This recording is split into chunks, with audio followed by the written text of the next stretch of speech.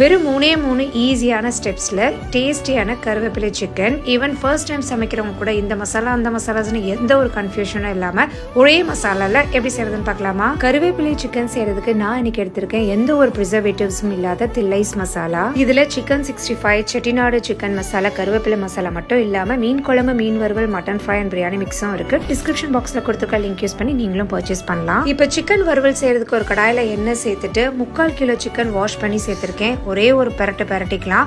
ஒரே ஒரு மசாலா தில்லைஸோட கறி லீஃப் சிக்கன் மிக்ஸ் மட்டும் தாராளமாக சேர்த்துட்டு தேவையான அளவு உப்பு மட்டும் சேர்த்தா போதும்.